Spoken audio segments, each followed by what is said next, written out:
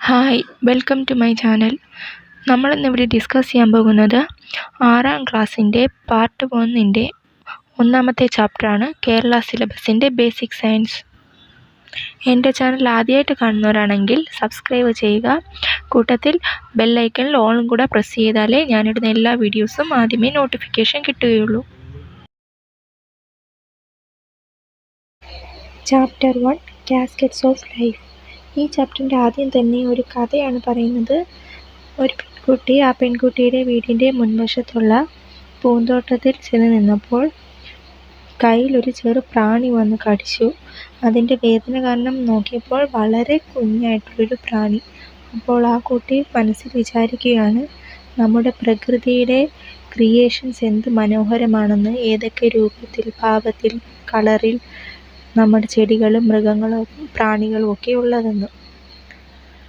അത് ശരിയാണല്ലേ, നമ്മുടെ പ്രകൃതിയിൽ എത്ര നല്ല മനോഹരമായ കാഴ്ചകളാണ് കിടക്കുന്നത്. ചെറുതും വലുതുമായിട്ടുള്ള വലിയ വലിയ ജീവികളുണ്ട്, ചെറിയ ജീവികളുണ്ട്, നമുക്ക് കാണാൻ പറ്റാത്ത കുഞ്ഞു കുഞ്ഞു ജീവികൾ വരെ ഈ പ്രകൃതിയിൽ അടങ്ങിയിട്ടുണ്ട്. ഉറുമ്പിനെയും കാട്ടിയും ചെറിയ ജീവികൾ വരെ ഉണ്ട് അല്ലേ. നമുക്കെങ്കിൽ ചെറിയൊരു ആക്ടിവിറ്റി നമുക്കറിയാവുന്നത് ചെയ്യാം. ടെക്സ്റ്റ് ബുക്കിൽ ഒരു 5 ജീവികളുടെ പേര് കൊടുത്തിട്ടുണ്ട്. Got, elephant, camel and horse. ഇത് വലുതിൽ നിന്ന് ചെറുതിലോട്ട് നമ്മൾ ഡിസെൻഡിങ് ഓർഡറിൽ എഴുതണം. അപ്പോൾ ആദ്യം ഏതായിരിക്കും വരുന്നത്? എലിഫൻ്റ് ആയിരിക്കും വരുന്നത്. പിന്നെ ക്യാമൽ വരും, ഹോഴ്സ് വരും, ഗോട്ട് വരും, ആൻഡ് വരും. ഉറുമ്പിനെയും കാട്ടിയും ചെറിയ ജീവികളെ നിങ്ങൾക്കറിയാമോ? ഈ ഉറുമ്പിനെയും കാട്ടിയും ചെറിയ ജീവികളെ നമ്മൾ മൈക്രോ ഓർഗാനിസംസ് എന്നാണ് വിളിക്കുന്നത്. ചില മൈക്രോ ഓർഗാനിസംസിനെ നമുക്ക് നേക്കഡായി വെച്ച് കാണാൻ പറ്റും. ചിലതിനെയല്ല, മൈക്രോ ഓർഗാനിസത്തിനെ നമുക്ക് നേക്കഡായി, അതായത് നമ്മുടെ കണ്ണ് വെച്ച് കാണാൻ പറ്റില്ല. അതിന് എന്തെങ്കിലും ഹാൻഡ് ലെൻസോ അല്ലെങ്കിൽ മൈക്രോസ്കോപ്പോ ഉപയോഗിച്ചേ കാണാൻ പറ്റത്തുള്ളൂ. എക്സാമ്പിളായിട്ട് ആൽഗെ, ഫംഗസ്, ബാക്ടീരിയ, ഇതിനെയൊക്കെയാണ് മൈക്രോ ഓർഗാനിസംസ് എന്ന് പറയുന്നത്. മൈക്രോസ്കോപ്പ് നിങ്ങൾക്ക് അറിയാമായിരിക്കുമല്ലോ, നമ്മുടെ സ്കൂൾ ലാബുകളിലൊക്കെ മൈക്രോസ്കോപ്പ് കാണും. അടുത്തതായിട്ട് മൈക്രോസ്കോപ്പിൽ ചെയ്യാനുള്ള ഒരു എക്സ്പെരിമെൻറ്റിനെ കുറിച്ചാണ് പറയുന്നത്. ഹേസോകട്ട് വാട്ടർ, അതായത് കുതിർത്ത വെള്ളം മൈക്രോസ്കോപ്പിൻ്റെ സ്ലൈഡിൽ ഒരു തുള്ളി ഒന്ന് ഡ്രോപ്പ് ചെയ്തിട്ട് അതിൻ്റെ വേറൊരു കവർ ഗ്ലാസ് വയ്ക്കുക. എന്നിട്ട് മൈക്രോസ്കോപ്പിൽ കൂടെ നമ്മൾ ഒബ്സർവ് ചെയ്യുമ്പോൾ ഈ ഫിഗറിൽ കാണിച്ചിരിക്കുന്ന ഏതൊക്കെ മൈക്രോ ഓർഗാനിസംസ് ആണ് നമുക്ക് കാണാൻ കഴിയുന്നതെന്ന് നോക്കുക. ഇതിപ്പം സ്കൂളൊന്നും ഇല്ലാത്തതുകൊണ്ട് നമുക്ക് ഈ എക്സ്പെരിമെൻറ്റ് ചെയ്യാൻ പറ്റത്തില്ല. സ്കൂൾ തുറക്കുമ്പോൾ നമുക്കിത് ചെയ്ത് നോക്കാം. നമുക്ക് അടുത്ത ടോപ്പിക്കിലേക്ക് പോകാം. Basis of life. നമ്മൾ നേരത്തെ കണ്ട വലിയ ജീവികളിലായാലും ചെറു ജീവികളിലായാലും നമ്മൾ മൈക്രോസ്കോപ്പിൽ കൂടെ കാണുന്ന മൈക്രോ ഓർഗാനിസംസിലായാലും ആക്ടിവിറ്റീസ് എല്ലാം ഒരേപോലെ ആയിരിക്കും നടക്കുന്നത്. എല്ലാ ജീവജാലങ്ങളുടെയും ശരീരം നിർമ്മിച്ചിരിക്കുന്നത് ചെറിയ ചെറിയ യൂണിറ്റ്സ് ആയിട്ടാണ്. ചെറിയ യൂണിറ്റ്സിനെ പറയുന്ന പേരാണ് സെൽസ്. എക്സാമ്പിളായിട്ടൊരു ഉറുമ്പിൻ്റെ ശരീരം എടുക്കുകയാണെന്നുണ്ടെങ്കിൽ അത് തന്നെ നിർമ്മിച്ചിരിക്കുന്നത് ആയിരക്കണക്കിന് സെൽസ് ഉപയോഗിച്ചാണ്. ഇപ്പം നമുക്ക് സെൽസിൻ്റെ ബേസിക് ആയിട്ടുള്ള കാര്യങ്ങൾ മാത്രം അറിഞ്ഞിരുന്നാൽ മതി. സെൽസ് ഉപയോഗിച്ച് നമ്മുടെ ജീവജാലങ്ങളെ 2 രീതിയിലും തിരിക്കുന്നുണ്ട്. ഒന്ന് മൾട്ടി സെല്ലുലാർ ഓർഗാനിസംസ് എന്നും 2 യൂണിസെല്ലുലാർ ഓർഗാനിസംസ് എന്നും. നമ്മൾ നേരത്തെ ഫിഗറിൽ മൈക്രോ ഓർഗാനിസംസിനെ കണ്ടില്ലേ? അമീബ, പാരമീസിയം, ബാക്ടീരിയ, ഇതേപോലെ ഇങ്ങനെയുള്ള മൈക്രോ ഓർഗാനിസംസ് എല്ലാം യൂണിസെല്ലുലാർ ഓർഗാനിസംസ് ആണ്. അതായത് ഈ ജീവജാലങ്ങളിൽ ഒരൊറ്റ സെല്ല് മാത്രമേ ഉള്ളൂ. പിന്നെ മൾട്ടി സെല്ലുലാർ ഓർഗാനിസംസ് എന്ന് പറയുന്നത് ബാക്കി ജീവജാലങ്ങൾ, ഇപ്പോൾ ആനിമൽസ് ആയാലും ഹ്യൂമൻസ് ആയാലും ബേർഡ്സ് ആയാലും ഇവരൊക്കെ മൾട്ടി സെല്ലുലാർ ഓർഗാനിസംസ് ആണ്. ഒന്നിലധികം സെൽസ് ഉപയോഗിച്ചാണ് അവരുടെ ശരീരം നിർമ്മിച്ചിരിക്കുന്നത്. അടുത്തതായിട്ട് നമുക്ക് ചെയ്യാനുള്ളൊരു എക്സ്പെരിമെൻ്റാണ്. മൈക്രോസ്കോപ്പ് ഉപയോഗിച്ച് ചെയ്യാൻ പറ്റില്ല എന്നാലും എക്സ്പെരിമെൻ്റ് എന്നാന്ന് അറിഞ്ഞിരിക്കുക. നമുക്ക് എല്ലാവർക്കും ഉള്ളൊരു സംശയമാണ്, നമ്മൾ വളരും തോറും നമ്മുടെ ശരീരത്തെ സെൽസും വളരുന്നുണ്ടോയെന്ന്. ഇതറിയാൻ വേണ്ടിയിട്ടുള്ളൊരു എക്സ്പെരിമെൻ്റാണ് അടുത്തതായിട്ട് ചെയ്യാൻ പോകുന്നത്. ഈ എക്സ്പെരിമെൻ്റ് ചെയ്യാൻ ആവശ്യമായിട്ടുള്ള സാധനങ്ങളാണ് microscope, slider, pure water, methylene blue stain, 2 new tooth brush and cover glass. ഈ എക്സ്പെരിമെൻ്റ് ചെയ്യാനായിട്ട് നമുക്ക് ചീക്ക് സെൽസ് വേണം, അതായത് നമ്മുടെ കവിളിലുള്ള സെൽസ്. ഇതെടുക്കാൻ വേണ്ടിയിട്ട് ആദ്യമേ നമ്മുടെ വാ നല്ല വൃത്തിയായിട്ട് കഴുകുക. 3-4 പ്രാവശ്യം കഴുകിയതിനു ശേഷം കവിളിലുള്ള സെൽസ് പുതിയൊരു ബ്രഷ് ഉപയോഗിച്ച് എടുത്തതിന് ശേഷം നമ്മൾ സ്ലൈഡിൽ കുറച്ച് വെള്ളം ഒഴിച്ചിട്ട് ഒരു തുള്ളി കാണാൻ മതി. അതിനകത്തോട്ട് ഈ ബ്രഷ് നമ്മൾ സെൽസ് എടുത്ത ആ ഭാഗം അവിടെ ആ വെള്ളത്തിൽ തൊടുമ്പോഴത്തേക്കും നമ്മളുടെ ചീക്ക് സെൽസ് ആ വെള്ളത്തിനകത്ത് സ്പ്രെഡാവും. എന്നിട്ട് അതിനകത്തോട്ട് ഒരു തുള്ളി സ്റ്റെയിൻ ഒഴിക്കുക. എന്നിട്ട് അതിൻ്റെ മുകളിൽ കവർ ഗ്ലാസ് വെച്ച് കവർ ചെയ്തതിന് ശേഷം മൈക്രോസ്കോപ്പിൻ്റെ സ്ലൈഡിൽ കൂടെ നോക്കുമ്പോഴത്തേക്കും നമുക്കറിയാൻ പറ്റും നമ്മുടെ സെൽസിൻ്റെ വളർച്ച. അതേപോലെ നമ്മൾ ഈ എക്സ്പെരിമെൻ്റ് ചെയ്യുമ്പോൾ നമുക്ക് 2 പേരുടെ ചീക്ക് സെൽസ് വേണം ഒരു എക്സ്പെരിമെൻ്റ് ചെയ്യാനായിട്ട്. ഒരു കൊച്ചിൻ്റെ, അതായത് നിങ്ങളുടെ പ്രായത്തിലുള്ളൊരു കൊച്ചിൻ്റെതും പിന്നെ നിങ്ങളുടെ ടീച്ചറിൻ്റെ ചീക്ക് സെൽസും കൂടെ എടുത്ത് രണ്ടും കൂടെ കമ്പയർ ചെയ്ത് നോക്കുമ്പോഴത്തേക്കും നമുക്ക് ആ ഡിഫറൻസ് ക്ലിയർ ആവും. എക്സാമ്പിളായിട്ട് നമ്മൾ ടെക്സ്റ്റ് ബുക്കിൽ കൊടുത്തിട്ടുണ്ട്, നമ്മൾ ചെറിയ വീട് വെക്കുന്നതിന് വേണ്ടി ചെറിയ കല്ലുകളും വലിയ വീടുകൾ വെക്കാൻ വേണ്ടിയിട്ട് വലിയ കല്ലുകളും ഉപയോഗിക്കുന്നു. അതെന്താണ് കാരണമെന്ന് നമുക്ക് മനസ്സിലാക്കാൻ ഈ ഒരു എക്സ്പെരിമെൻ്റ് ചെയ്യുമ്പോൾ പറ്റും.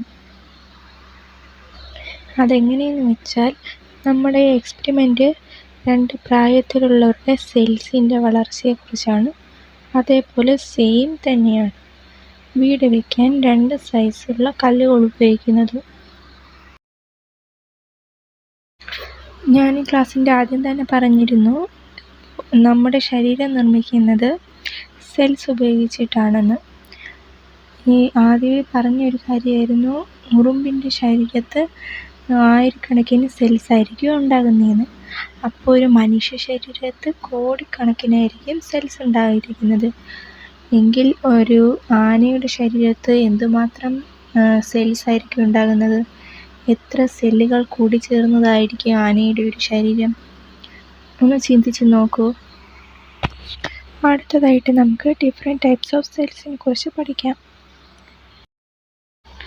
നമ്മുടെ ശരീരഭാഗത്ത് ഓരോ പാർട്ടിലും ഓരോ ഷേപ്പിലുള്ള സെൽസ് ആയിരിക്കും ഉണ്ടായിരിക്കുന്നത്. എക്സാമ്പിളായിട്ട് നമ്മൾ നേരത്തെ ചീക്ക് സെല്ലിൻ്റെ ഒരു എക്സ്പെരിമെൻ്റ് നോക്കിയില്ലേ? ചീക്ക് സെല്ലിലുള്ള സെല്ലായിരിക്കത്തില്ല നമ്മുടെ ബ്ലഡിനകത്തുള്ള സെല്ല്.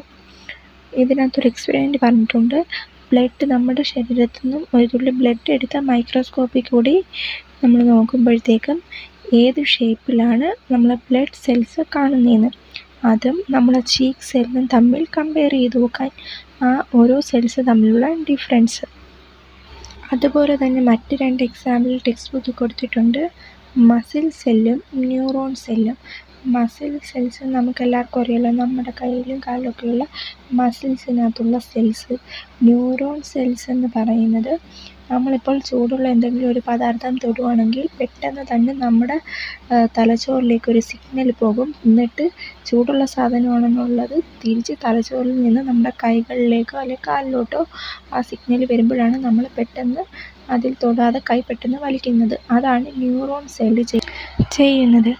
ഇപ്പോൾ തന്നെ നമുക്ക് മനസ്സിലായി കാണുമല്ലോ, ഈ ഫിഗർ കാണുമ്പോൾ നമ്മളുടെ ശരീരത്തുള്ള ഓരോ ഭാഗങ്ങളുടെയും സെൽസ് ഷേപ്പിലും സൈസിലും ഡിഫറെൻ്റ് ആയിരിക്കുന്നു.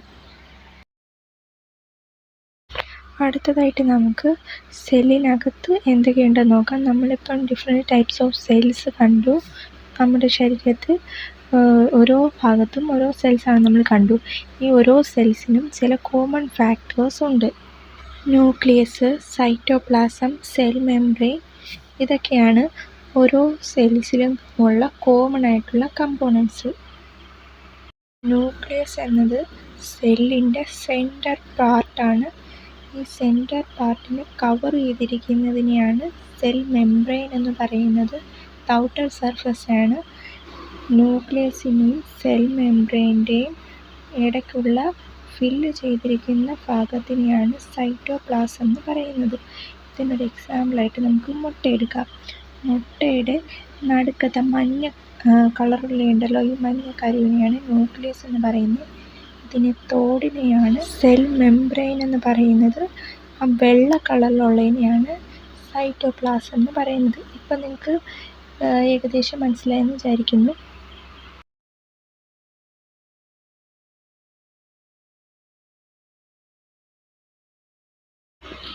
ഈ ഫിഗറിൽ കാണിച്ചിരിക്കുന്നത് ഒരു മൾട്ടി സെല്ലുലാർ ആനിമൽ സെല്ലിൻ്റെ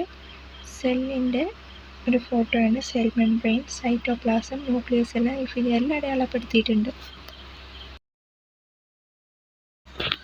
അടുത്തതായിട്ട് ടെക്സ്റ്റ് ബുക്ക് ഈ ഫിഗറിൽ കാണിച്ചിരിക്കുന്നത് വൈറ്റ് ബ്ലഡ് സെല്ലിൻ്റെയും ചീക്ക് സെല്ലിൻ്റെയും ഫിഗറാണ്. വൈറ്റ് ബ്ലഡ് സെൽ എന്ന് പറയുന്നത് WBC, നമ്മുടെ ബ്ലഡിലുള്ളൊരു ഘടകമാണ്. അതിൻ്റെയും ചീക്ക് സെല്ലിൻ്റെയും ഫോട്ടോ കൊടുത്തിട്ടുണ്ട്. ഇതിനകത്ത് ന്യൂക്ലിയസ്, സൈറ്റോപ്ലാസം, സെൽ മെംബ്രെയിനൊക്കെ അടയാളപ്പെടുത്താനാണ് കൊടുത്തിരിക്കുന്നത്. അത് നിങ്ങൾക്ക് അടയാളപ്പെടുത്താൻ എളുപ്പമായിരിക്കുമല്ലോ നേരത്തെ ഫിഗർ നോക്കി.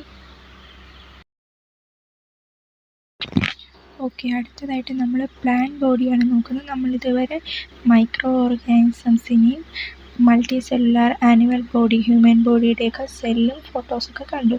അടുത്തത് ഇനി മൾട്ടി സെല്ലുലാർ ആയിട്ടുള്ള പ്ലാന്റ് ബോഡിയിലെ സെൽസ് നോക്കാം. അതിനായിട്ട് നമ്മൾ എക്സ്പെരിമെൻറ്റിന് എടുത്തിരിക്കുന്നത് ഉള്ളിയാണ്. ഉള്ളി നല്ല കനം കുറച്ച് തിന്നായിട്ട് അരിഞ്ഞതിന് ശേഷം അതിൻ്റെ ഒരു പാർട്ട് മൈക്രോസ്കോപ്പിൽ വെച്ച് നമ്മൾ ഒബ്സർവ് ചെയ്യുമ്പോഴത്തേക്കും ആ ഓണിയൻ പീലിനകത്തുള്ള സെൽസ് നമുക്ക് കാണാൻ കഴിയും. അത് ഈ ഫിഗറിൽ കൊടുത്തിരിക്കുന്നത് പോലെ ആയിരിക്കും. നമ്മളത് ചെയ്യുമ്പോൾ ഉള്ളിയുടെ ഫുൾ പീസ് ഇടേണ്ട ആവശ്യമില്ല. അത് തിന്നായിട്ട് അതിൻ്റെ പുറത്തുള്ള എല്ലാം മാറ്റിയിട്ട് നല്ല ഫ്രഷ് ആയിട്ടുള്ള തിന്നായിട്ടുള്ളൊരു ചെറിയ പാർട്ട് മാത്രം എടുത്ത് വെള്ളത്തിൽ സ്ലൈഡിൽ വെച്ച് അതിൻ്റെ മുകളിൽ കവർ ഗ്ലാസ് വെച്ച് ഒബ്സർവ് ചെയ്താൽ മതി. ഇതേപോലെ നമുക്ക് ചെടിയുടെ തണ്ടും എല്ലാം ഒബ്സർവ് ചെയ്യുമ്പോഴത്തേക്ക് ഓരോ ഷേപ്പിലായിരിക്കും സെൽസ് കാണാൻ കഴിയുന്നത്. അടുത്തതായി ഞാൻ നേരത്തെ പറഞ്ഞ പോലെ തന്നെ ഒരു ചെടിയുടെ ഒരു സ്റ്റെമ്മിൻ്റെ ക്രോസ് സെക്ഷൻ എടുത്ത് മൈക്രോസ്കോപ്പിൽ കൂടെ ഒബ്സർവ് ചെയ്യാനാണ് പറഞ്ഞിരിക്കുന്നത്. ഫിഗറിൽ കൊടുത്തിട്ടുണ്ട് സെല്ലെങ്ങനെയാണ് ഇരിക്കുന്നതെന്ന്. നല്ല തിന്നായിട്ട് നല്ല ഷാർപ്പ് ബ്ലേഡ് വെച്ച് വേണം നമ്മൾ ക്രോസ് സെക്ഷൻ എടുക്കാൻ, എന്നാലേ ഫുള്ളായിട്ട് ക്ലിയർ ആയിട്ട് നമുക്ക് സെല്ല് കാണാൻ പറ്റൂ. നേരത്തെ പറഞ്ഞില്ലായിരുന്നു ഓരോ ആനിമൽസിൻ്റെയും അല്ലെങ്കിൽ ഹ്യൂമൻ ബോഡിയുടെയും ഓരോ ഭാഗത്തെ ഓരോ സെൽസിനും ഓരോ ഷേപ്പും സൈസും കളറൊക്കെ ആയിരിക്കുമെന്ന്. അതേപോലെ പ്ലാന്റ്സിൻ്റെ ഓരോ പാർട്ടിനും ഓരോ സെൽസിനും ഓരോ ഷേപ്പായിരിക്കും. എക്സാമ്പിളായിട്ട് ഓണിയൻ പീലിൻ്റെ സെല്ലും പിന്നെ തന്നെ ടെക്സ്റ്റ് ബുക്കിൽ ക്വാഡ് സെല്ലെന്നും പറഞ്ഞ് കൊടുത്തിട്ടുണ്ട് ഫിഗർ. അത് രണ്ടും കൂടെ നിങ്ങൾക്ക് ഒബ്സർവ് ചെയ്യുമ്പോൾ മനസ്സിലാകും രണ്ടും പ്ലാന്റിൻ്റെ പാർട്ട് തന്നെയാണ്, അത് തമ്മിലുള്ള ഡിഫറൻസ്. അടുത്തതായിട്ട് ടെക്സ്റ്റ് ബുക്ക് കൊടുത്തിരിക്കുന്ന ഒരു ആനിമൽ സെല്ലും പ്ലാന്റ് സെല്ലും കൊടുത്തിട്ടുണ്ട്. ഈ ഫിഗർ കാണുമ്പോൾ അതിൻ്റെ പാർട്സൊക്കെ നമുക്ക് കമ്പയർ ചെയ്ത് നോക്കുമ്പോൾ നമുക്ക് മനസ്സിലാകും ഇതിൽ ചില പാർട്ടുകളൊക്കെ കോമൺ ആയിട്ടുണ്ട് ആനിമൽ സെല്ലിലും പ്ലാന്റ് സെല്ലിലും. അപ്പോൾ ഇതിനകത്ത് ഓരോ പാർട്സും പ്ലാന്റ് സെല്ല്, ആനിമൽ സെല്ലെന്നും കൊടുത്ത് ഒരു ടേബിളാക്കിയിട്ട് ഏതൊക്കെ പാർട്ടാണ് ഓരോ ആനിമൽ സെല്ലിലും പ്ലാന്റ് സെല്ലിലും ഉള്ളതെന്ന് നമ്മൾ മാർക്ക് ചെയ്യുക. മാർക്ക് ചെയ്തിട്ട് ആ ടേബിൾ ഒബ്സർവ് ചെയ്യുമ്പോഴത്തേക്കും ഏതൊക്കെ കോമൺ പാർട്ട് ഉണ്ടെന്ന് നമുക്ക് ക്ലിയർ ആകും. ഒരു എക്സാമ്പിളായിട്ട് പറഞ്ഞാൽ ഈ ഫിഗർ നോക്കുമ്പോൾ നമുക്ക് nucleus, cytoplasm, vacuole, cell membrane animal സെല്ലിലും പ്ലാന്റ് സെല്ലിലും കോമൺ ആയിട്ടുണ്ട്. ആനിമൽ സെല്ലിൽ ഇല്ലാത്ത ഭാഗങ്ങളും പ്ലാന്റ് സെല്ലിലുണ്ട്. ഏതൊക്കെയത്? ക്ലോറോപ്ലാസ്റ്റും സെൽ വാളും ആനിമൽ സെല്ലിലില്ല, പക്ഷേ പ്ലാന്റ് സെല്ലിലുണ്ട്. ഇത് നിങ്ങൾ ടേബിളിൽ മാർക്ക് ചെയ്യുക. ഓക്കെ, നമ്മളിപ്പോൾ ഈ ചാപ്റ്ററിൻ്റെ കൺക്ലൂഷനിലെത്തിയിരിക്കുകയാണ്. നമ്മൾ എന്തൊക്കെയാണ് ഈ ചാപ്റ്ററിൽ പഠിച്ചത്? ഓരോ ജീവികളും ഓരോ ബോഡി ഉണ്ടാക്കിയിരിക്കുന്നത് ഒരുപാട് സെൽസ് ഉപയോഗിച്ചിട്ടാണ്. ജീവികളുടെ വലിപ്പം അനുസരിച്ച് സെൽസിൻ്റെ എണ്ണവും കൂടും. അതേപോലെ നമ്മുടെ പ്രകൃതിയിൽ ചെറുതും വലുതും നമുക്ക് കാണാൻ കഴിയാതെ മൈക്രോസ്കോപ്പിലൂടെ മാത്രം കാണാൻ കഴിയുന്ന ജീവികളും ഉണ്ട്. പിന്നെ സെല്ലിൻ്റെ ഇൻസൈഡിൽ എന്തൊക്കെയുണ്ട്, അതിൻ്റെ ഓരോ പാർട്സ്, നമ്മുടെ ബോഡിയിലുള്ള ഓരോ സെൽസ് ഏതൊക്കെ ഡിഫറെൻറ്റ് ടൈപ്പ് ഉണ്ട്, ഷേപ്പുണ്ട്, സൈസുണ്ട്, കളറിലുണ്ട്, അതെല്ലാം നമ്മൾ പഠിച്ചു. പിന്നീട് മൾട്ടി സെല്ലുലാർ ഓർഗാനിസം എന്താണ്, യൂണിസെല്ലുലാർ എന്തുവാണ്, ആനിമൽ സെല്ലും പ്ലാന്റ് സെല്ലും തമ്മിലുള്ള ഡിഫറൻസ് എന്താണ്, ഓരോ എക്സ്പെരിമെൻ്റ് ചെയ്യുന്നത് എങ്ങനെയാണെന്നെല്ലാം നമ്മൾ നോക്കി. ഇതിന് ബേസിക് ആയിട്ടുള്ള സെല്ലിൻ്റെ മാത്രമേ ഈ പാഠത്തിൽ നമ്മൾ പഠിക്കുന്നുള്ളൂ. സെൽസിൻ്റെ എല്ലാം കോർഡിനേഷൻ്റെ ഭാഗമായിട്ടാണ് നമ്മുടെ ലൈഫിൽ ഓരോ ആക്ടിവിറ്റീസ് നമുക്ക് ചെയ്യാൻ കഴിയുന്നത്. അതൊരു ഇമ്പോർട്ടൻ്റ് പോയിൻ്റാണ്, ഓർത്ത് വച്ചിരിക്കുക. പാഠത്തിൽ പഠിപ്പിച്ച എല്ലാം നിങ്ങൾക്ക് മനസ്സിലായെന്ന് വിശ്വസിക്കുന്നു.